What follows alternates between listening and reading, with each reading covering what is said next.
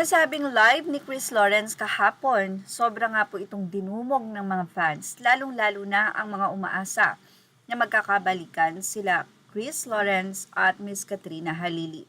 Ganun pa man, kahit naman hindi nila alam kung ano ang patutunguhan ng mga content at pagbablog at pagsasama ng dalawa sa mga videos na kanila nga pong ina-upload kasama ang kanilang mga staff o yung mga kaibigan nila, ay umaasa ang mga fans na magkakaroon ito ng magandang resulta. Ganun pa man, sinusuportahan nila ang dalawa for KT. Siyempre, bonus na lang kung talagang magkakabalikan sila Chris at Katrina.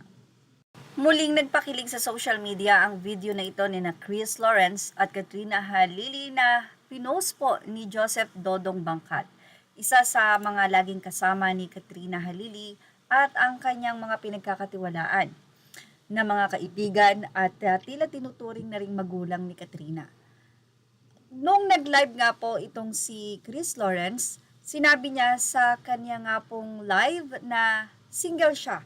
Tinanong siya ng fans or ng netizen kung ito po ba ay single at ang sagot nga po ni Chris Lawrence ay yes.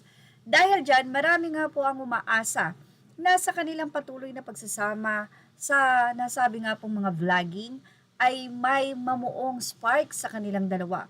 Ganun pa man, sa naging update natin before, ay marami din ang nagtampo ng mga fans ni Katrina Halili matapos ngang aminin ni Chris Lawrence na ang kanyang pagiging magiliw or gentle kay Katrina Halili is being nice. Pagiging gentleman, but it doesn't mean na nanliligaw na siya. Napaka makatotoo lang naman ni Chris Lawrence at ayaw niya na bigyan ng maling impresyon ang mga netizen. And of course, ang nanay ng kanyang anak na si Katie na si Katrina ay grabe naman talaga ang respect. Siyempre, kung ipinapakita man ni Chris Lawrence ang kanyang pagiging, kumbaga ay mahaba ang PC, pasensyoso, at yung pagiging gentle nito ay dapat lang naman because of Katrina Halili is the mother of his daughter. Kaya naman, sana nga daw wag magtampo kay Chris Lawrence ang mga fans ni Katrina. Kahit kasi sasabihin nating marami ang kinikilig sa dalawa, ay mayroong fans si Chris Lawrence, may sariling fans naman si Katrina Halili, at mayroon silang fans na sila mismong dalawa. Ganun pa man, mas marami ang natutuwa nang malamang single itong si Chris Lawrence. May nagsabi naman na yes, single siya. Wala naman kasing nagsabi na siya ay may asawa na.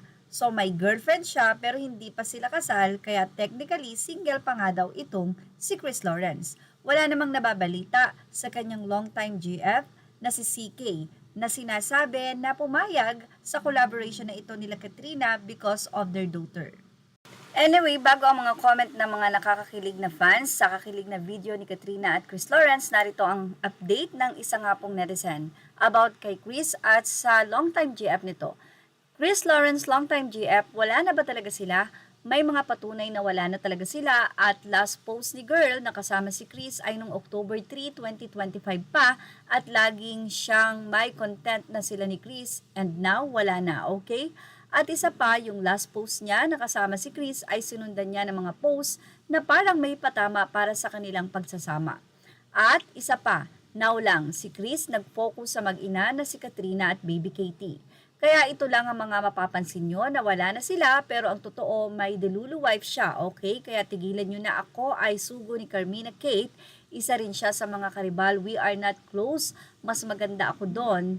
I'm not her at side at all. I'm on my side, okay? Kaya wala na sila. Ewan ko basta wala na sila. Tapos na sila na ngayon ni Rioliza Delulu ganon. Kaya ikaw, Katrina, pakasalan mo na yang si Chris. Sige, baka mawala pa yan. Mapunta sa AI world. Biro pa ng nasabing netizen. Well, maganda kung talagang parehong mai-inlove ulit si Chris at Katrina sa isa't isa. Pero yung pipilitin, mahirap naman po, di ba? But anyway, narito po ang naging komento ng mga fans sa nasabing video na ito ni Joseph Dodong Bangkat. Bakit nakangiti ako nanunood sa inyo? Salamat Mama Dong. Hampas ng pagmamahal yan. Ang sweet na sana kaso may pahabol pang hampas. Galing din palang kumanta ni Miss Katrina Halili. Narito pa ang naging say ng ilang fans. Anila, 100% Di na ako maha-heartbroken. Nakuha ko na ang sagot, nanood ako kanina. Oh my heart, Mama Dong, nakakakilig, abot hanggang dito, super nakakakilig sila.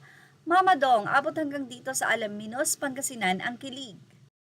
Say naman ng ilan, Chris, bagay na bagay po kayo ni Katrina Halili. I love your KKK team, lalo na sa inyong tatlong mag-aama. Yes daw, single naman talaga, matagal na, kaya nga nagpapapansin na kay Chick. Love talaga niya si Katrina. Sana magkabalikan na kayo. Hindi klaro, dapat may single na word. Single man talaga siya, wala pa siyang pinakasalan, pero may GF. Say ng isa. Yes na yan, panalo ang mag-inang niya, si Katrina at Katie. Hi, salamat naman, sana nga totoo na single na si Chris para naman mabuo ang pamilya nilang mag-ina.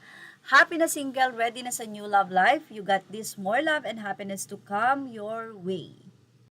Maging magbalikan man o hindi, sa inang isa, mahalaga andyan sila para sa anak nila. Ang mga pinakikita nila sa vlog o saan man, sila lang tunay na nakakaalam sa sarili nilang labas na tayong mga fans.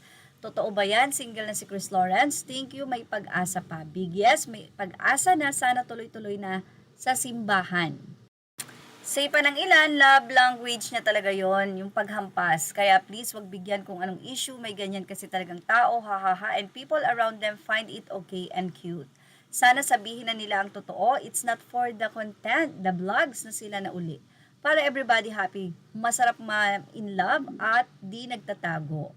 Sana talaga lagi kayong mag-bonding. At yan ang ating showbiz snap update. Images are all credit to the rightful owners. Thank you for watching. Please like, share, and subscribe.